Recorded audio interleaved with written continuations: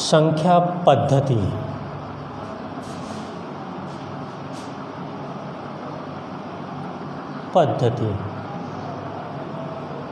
ठीक है ना। तो सर्वप्रथम संख्याओं के प्रकार।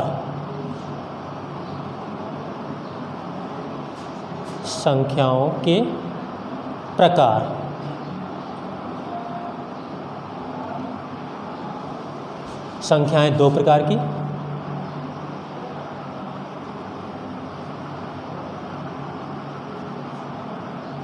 दो प्रकार की हैं। प्रथम वास्तविक संख्याएं।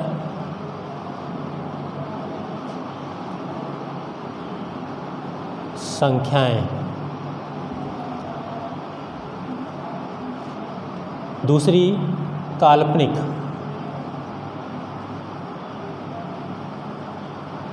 संख्याएं। वास्तविक संख्याएं और काल्पनिक संख्याएं। ठीक है, हमने नीचे भी लिखा था अभी। अब बात करते हैं वास्तविक संख्याओं के। वास्तविक संख्याओं के प्रकार या फिर रूप।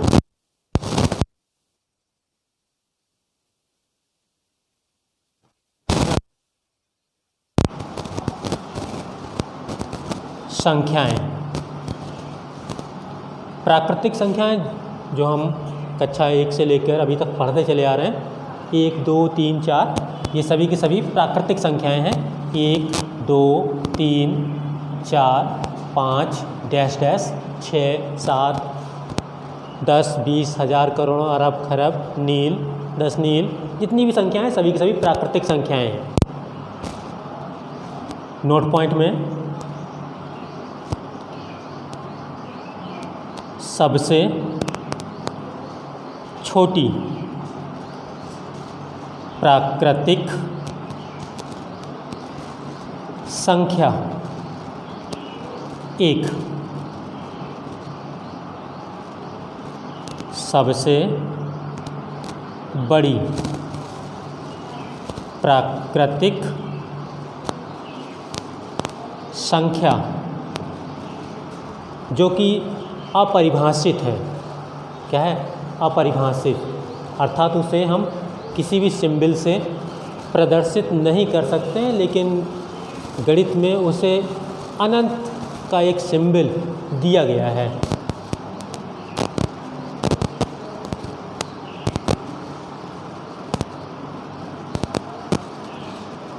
सबसे बड़ी संख्या अपरिभाषित है।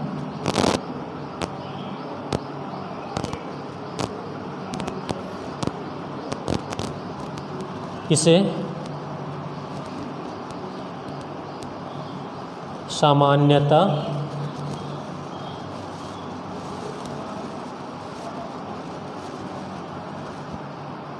अनंत से दर्शाते हैं।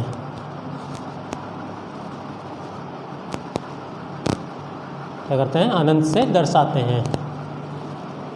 ठीक है।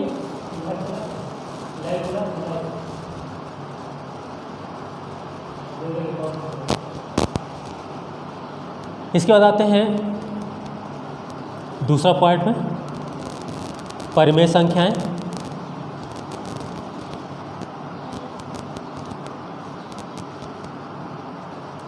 परिमेय संख्याएं दो प्राकृतिक संख्याओं के भिन्नात्मक रूप हो। दो प्राकृतिक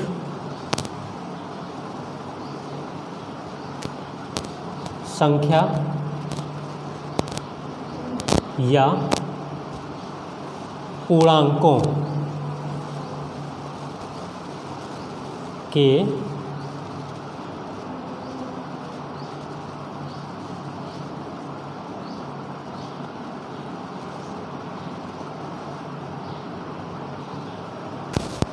भिन्नात्मक रूप को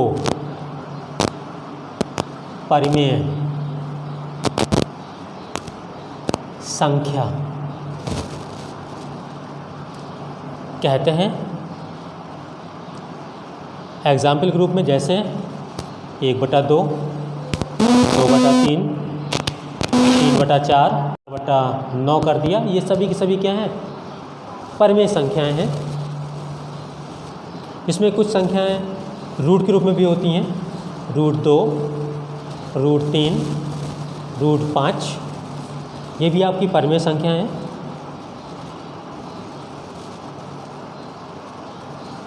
न, ये अपरिमेय संख्या में आती हैं, परिमेय में नहीं आती है। अब बात करते हैं अपरिमेय संख्या की। तीसरा नंबर, अपरिमेय में संख्याएं। ठीक है, जैसे कि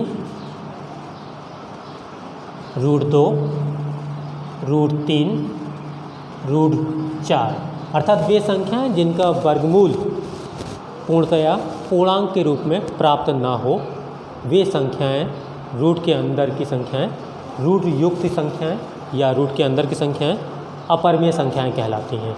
लेकिन √4 का हमने लिखा है यहाँ पर, तो वर्गमूल निकालते हैं, क्या निकलता है? 2। तो 2 निकल आता, तो √4 जो है ना वो आपकी परिमेय ना होके अपरिमेय हो जाती है। तो √4 जगह क्या किया हमने? √5 अपरिमेय। ठीक है,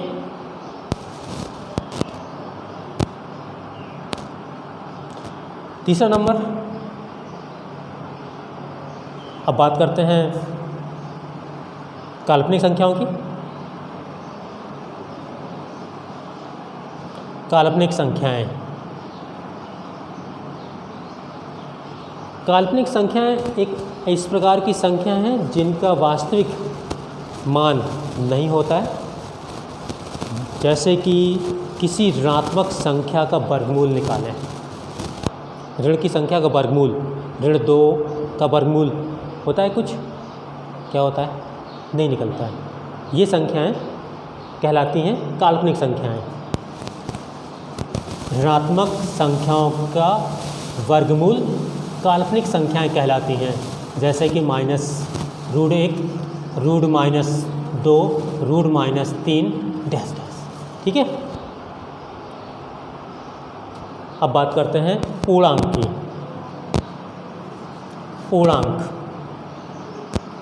पूर्णांक 3 प्रकार के हैं, धनात्मक पूर्णांक, ऋणात्मक पूर्णांक और शून्य पूर्णांक।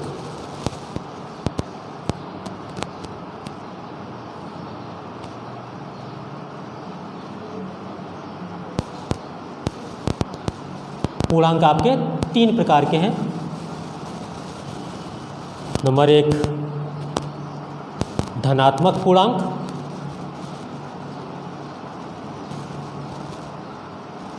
नंबर 2 ऋणात्मक पूर्णांक,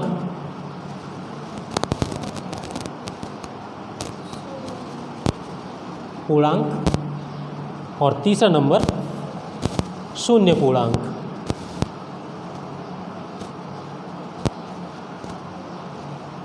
तो पहले बात कर लेते हैं शून्य पूर्णांक, अर्थात वह पूर्णांक जो सबसे छोटे धनात्मक पूर्णांक से छोटा होता है और सबसे बड़े ऋणात्मक पूर्णांक से बड़ा होता है, अर्थात शून्य को ही शून्य पूर्णांक कहते हैं। केवल शून्य अंक को ही शून्य पूर्णांक कहते हैं।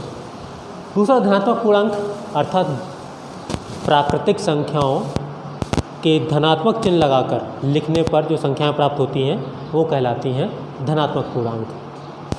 धनात्मक पूर्णांक।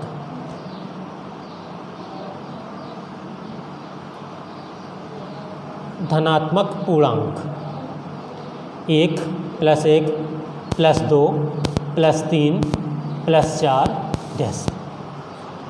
जिस तरह से यहाँ पर प्राकृतिक संख्या लिखी 1 2 3 4 5, इस पर कोई सिंबल या प्रतीक अंक नहीं लगाया है, प्लस का ना माइनस का, तो ये कहलाती हैं प्राकृतिक संख्याएं। और यदि प्राकृतिक संख्याओं में धनात्मक चिन्ह लगा दें तो वो कहलाते हैं धनात्मक पूर्णांक। इसी तरह से ऋणात्मक पूर्णांक में